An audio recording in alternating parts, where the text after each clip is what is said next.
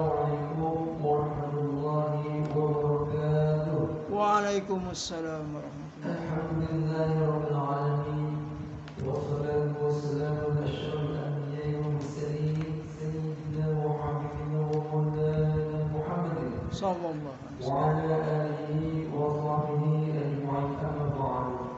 Alhamdulillah senantiasa kita panjatkan kepada Allah Subhanahu wa taala atas karunia dan nikmat-Nya dengan iman Islam, sehat walafiat dan panjang umur, kita diberikan kesempatan sehingga pada pagi hari ini kita masih menunaikan kewajiban kita yaitu sholat subuh secara berjamaah yang telah kita laksanakan dan akan kita lanjutkan dengan kajian. Selawat dan salam dan doa kita sanjungkan kepada baginda kita Nabi Muhammad sallallahu alaihi wasallam, keluarga sahabat utama Islam, istiqomah dan sunnah-sunnahnya. Mudah-mudahan kita dapat mengamalkannya dan mendapatkan syafaat yang nanti. Amin ya rabbal alamin. Jemaah sekalian Allah, kita akan lanjutkan kajian kita pada pagi hari ini dengan pembacaan kitab Syarah Sahih Bukhari Muslim karangan Abdullah bin Abdurrahman Al-Bassam. Dan temanya adalah melanjutkan yang kemarin yaitu tentang haji, dan pada hari ini subtemanya itu kain yang dikenakan orang yang ihram. Di sini penulis menyebutkan 4 hadis. Pertama dan kedua berupa penjelasan kain yang dikenakan oleh orang yang ihram dan apa yang harus dihindarinya. Ketiga, bersih penjelasan talbiyah dan disendirikan dalam satu uraian. Keempat, bersih penjelasan hukum keberangkatan wanita tanpa disertai mahram yang juga disampaikan dalam satu uraian. Agar ada kejelasan hukum yang disebutkan dalam beberapa hadis. Dari Abdullah bin Umar radhiyallahu anhu bahwa ada seorang laki-laki berkata, "Wahai Rasulullah, apakah yang harus dikenakan oleh orang yang ihram?"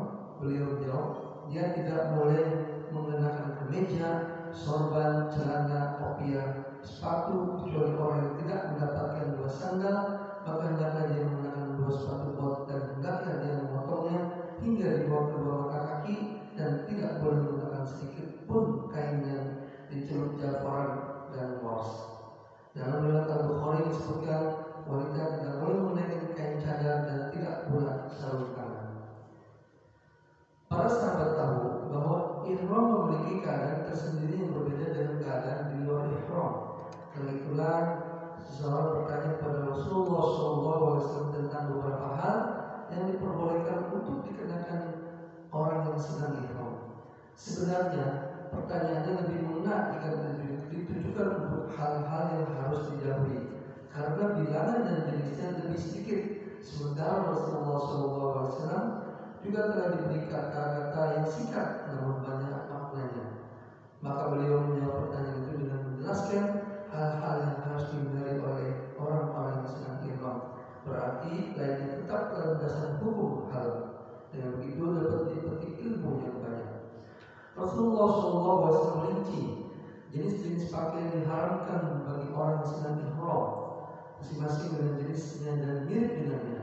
Maka beliau menjelaskan dia tidak boleh menggunakan kemeja dan segala jenis pakaian yang diukur dan dijahit sesuai dengan ukuran badan.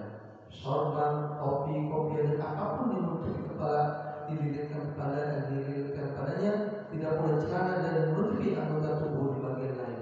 Tidak pula sepatu bot dan sejenisnya yang menutupi kedua mata kaki yang terbuat dari kain katun, beludu, kulit maupun bahan lainnya. Bagi orang yang tidak mendapatkan sandal saat ihram, diperbolehkan dia menggunakan sepatu bot yang dipotong hingga di bawah mata kaki sehingga mirip dengan sandal.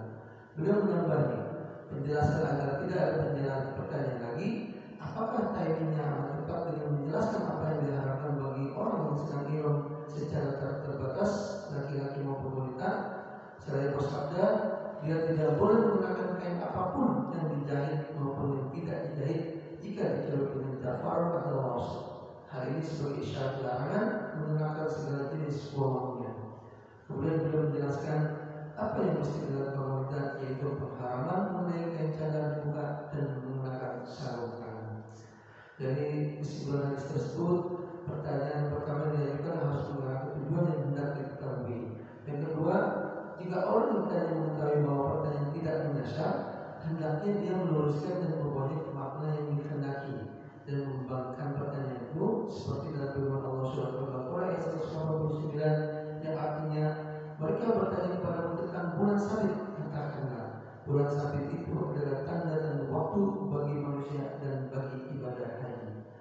ketiga, pakaian yang harus dihindari orang yang sedang ihram relatif sedikit, adapun yang diperbolehkan sebanyak yang batasan yang sudah diketahui karena dasar hukumnya adalah membolehkan. Atas dasar inilah Rasulullah SAW mengalihkan pertanyaan orang yang bertanya tentang pakaian yang boleh dikenakan orang yang sedang ihram ke pakaian yang tidak boleh dikenakan. Yang keempat, larangan pakaian-pakaian itu khususnya bagi kaum laki-laki, adapun wanita boleh menggunakan pakaian yang dijahit dan juga harus menutup kepala. Pakaian yang dilarang inilah kemeja dan pakaian apapun sejenisnya yang sesuai badan dan pakaian dari yang dijahit. Pakaian lain yang dilarang ialah sorban, topi, kopiah dan apapun yang menutup kepala atau sebagai kepala yang dijahit yang biasa dipakai atau yang jarang dipakai. Pakaian yang dilarang ialah sepatu bot dan segala jenis yang dikenakan di kaki menutupi kedua mata kaki, baik yang terbuat dari kulit maupun wol. Sesudah ini disampaikan perbedaan pendapat di kalangan ulama tentang masalah ini dan penjelasan pendapat yang lebih kuat. Menurut Al-Mujahid bin Taimiyah, mereka telah menyepakati pengharamannya bagi kaum laki-laki. Yang kesembilan, selanjutnya pengharaman warsu dan jafar serta apapun yang sejenisnya dari hal-hal yang harum yang diharamkan bagi laki-laki maupun perempuan. Pengharaman bagi wanita menutupkannya karena letak ihramnya di bagian muka. Larangan menggunakan sarung tangan berlaku untuk kaum laki-laki dan wanita. Sebenarnya jawaban ini tidak terkait dengan pertanyaan orang yang bertanya, tapi Rasulullah SAW yakin bahwa orang yang bertanya tidak mengetahuinya. Yang dapat dilihat dari pokok pertanyaannya, maka untuk menjelaskan ilmu, apalagi kesempatan yang sangat tepat, beliau menambah penjelasan.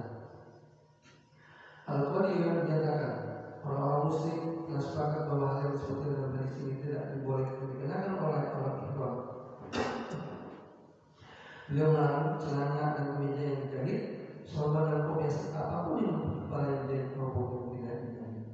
Demikian satu buah hadis cukup panjang penjelasannya, di mana ini adalah pertanyaan sahabat Rasulullah tentang apa kain yang harus dikenakan orang yang ihram. Jadi beliau menjawab tidak boleh menggunakan kemeja, sorban, serta kopiah kecuali orang yang tidak mendapatkan dua sendal. Maka dia hendaklah menggunakan dua sepatu bot dan hendaklah dia memotongnya sehingga dibawa ke dalam kaki. Dan dia tidak boleh menggunakan sedikit kain pun yang cuma pewangian. Ini penjelasan akan lebih detail lagi kalau memang orang yang paham tentang materi. Mudah-mudahan ini sangat bermanfaat bagi kita semua. Wabillahi taufiq wal hidayah. Wassalamualaikum warahmatullahi wabarakatuh. Waalaikumsalam warahmatullahi wabarakatuh.